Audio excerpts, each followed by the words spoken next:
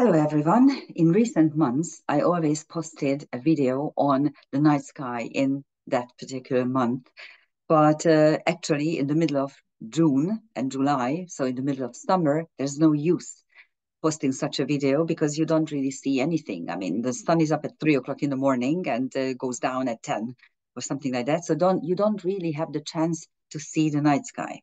At the same time, we do have some very interesting star placements on the 1st of July, which I'm going to show you now. And you can always download the energy of a fixed star through a planet. You have to understand that planets are part of the solar system and part of the human psyche. They are archetypes, and they are simply telling us what we do with certain energy patterns and as an archetype. And at the same time, fixed stars are very, very far away, beautiful worlds that are not part of the solar system. They are part of the whole universe. They are impossibly far away, but at the same time, we can watch them in the night sky and we can actually download their energies. In karmic astrology, these are worlds where we can incarnate as a soul energy, as not in, of course, not in corporeal, not in physical body, but as a seventh dimensional entity or energy swirl or light shaft. There are different ways how to describe the human soul. It doesn't matter. It really it does matter because it really depends on the belief system or the religious system that you are adopting, how you look at the human soul. It is a seventh dimensional energy. It doesn't have a physical body. It doesn't know how to feel pain, and it's at the same time it wants to evolve. And in order to, for instance, uh, somehow recuperate after a really difficult human life or to prepare for a difficult life, we usually go to these worlds. So these are higher dimensional worlds where we can migrate and have all kinds of fun. The problem is it's very, very hard to try to understand them from the earth plane, from the third dimension, because they are much higher.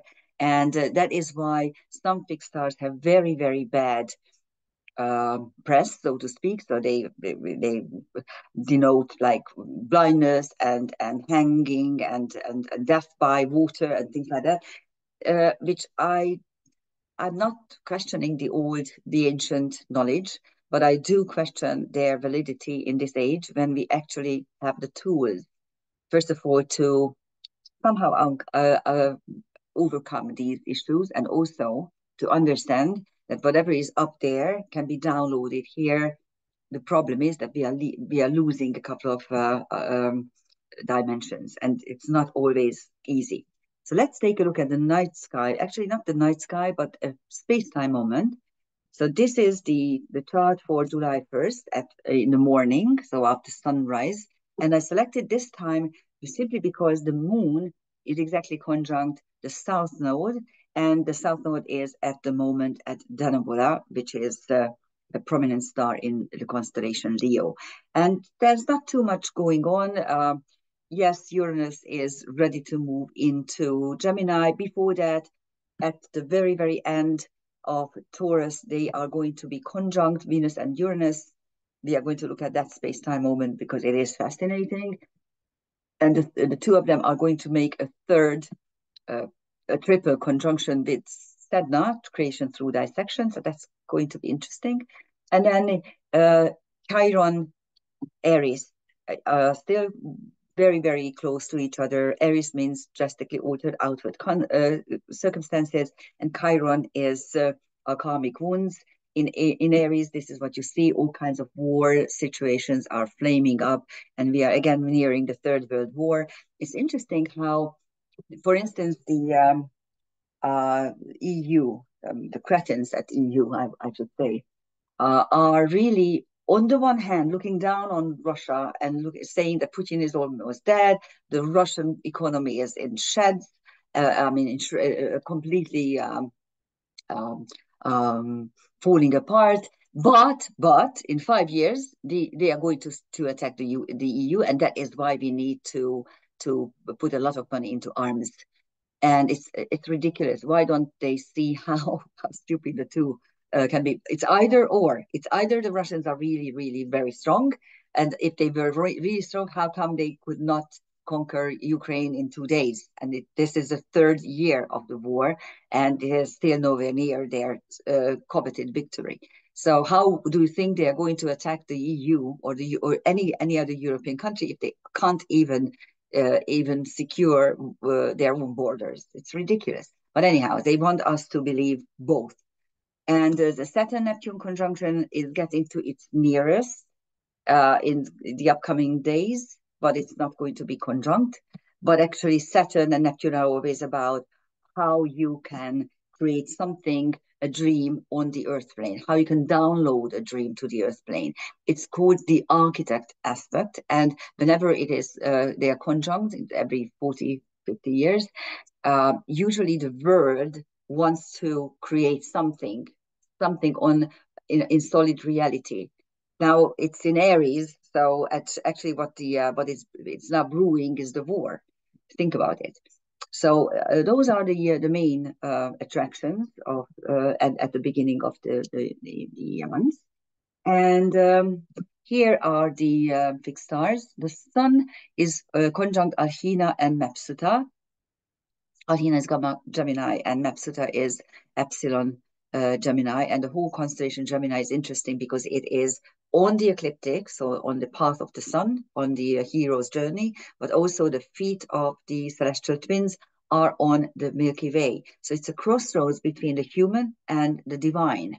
And actually, Alhina has this very, very powerful marching to the front and doing stuff, and it's proud and at the same time brave. So it's a very prominent star. And Mapsuta is the knee of the celestial twin. And you know what to bend the knee means. It simply means that sometimes you need to bend the knee. You need to understand that there is a hierarchy and you have a place in the hierarchy and you need to know that place. If you watch Turkish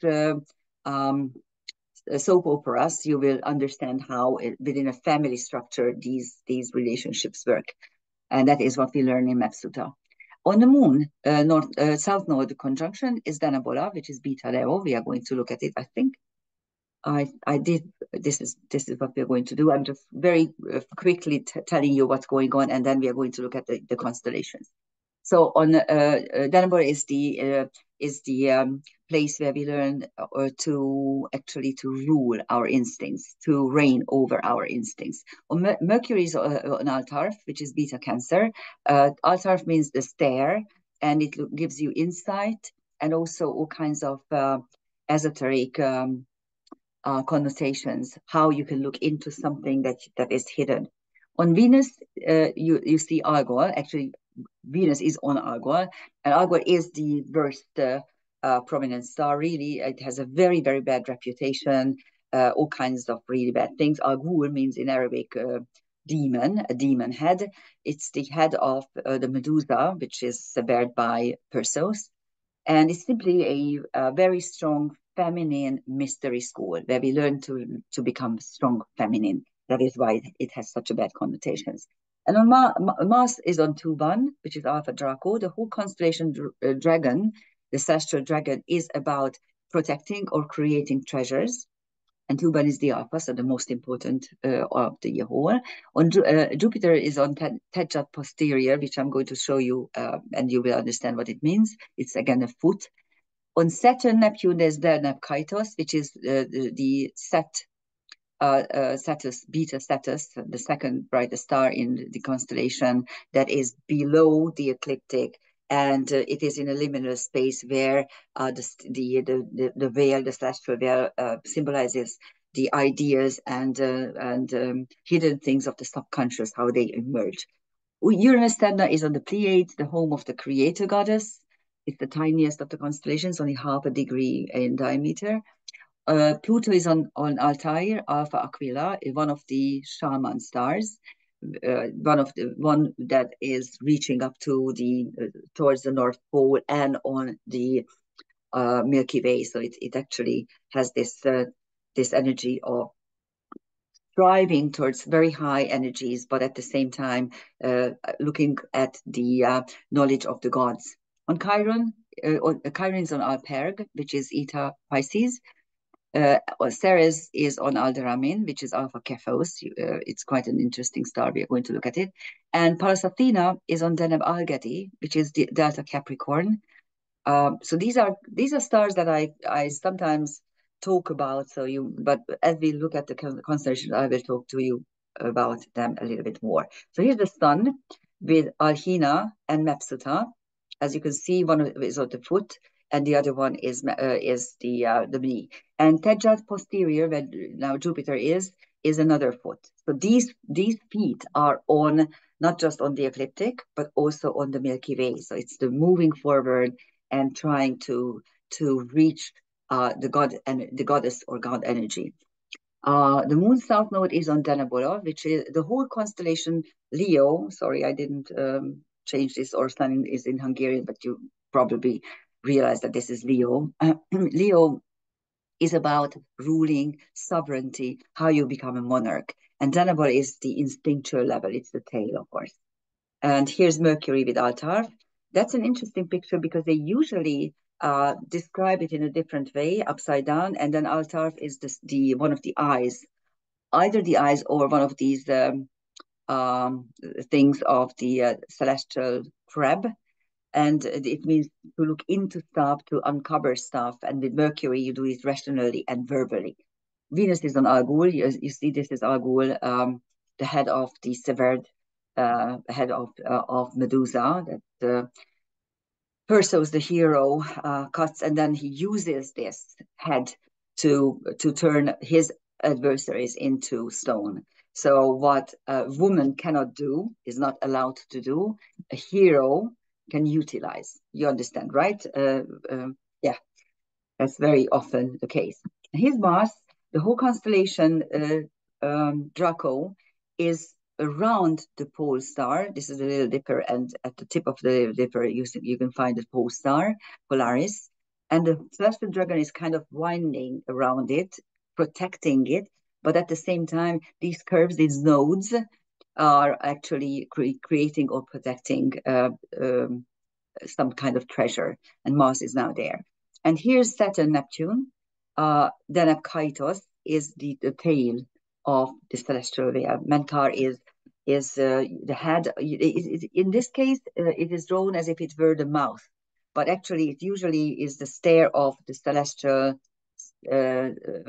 whale that it is looking up from the subconscious and giving you something that you would like rather to hide. That's what it is, and it is in a liminal space on the ecliptic. Uranus Sedna is on the Pleiades, and so here are the Pleiades. Actually, the Hyades and the Pleiades are part of Taurus, the constellation Taurus, but Pleiades is a little bit above Taurus, really. Sometimes this is how it is described.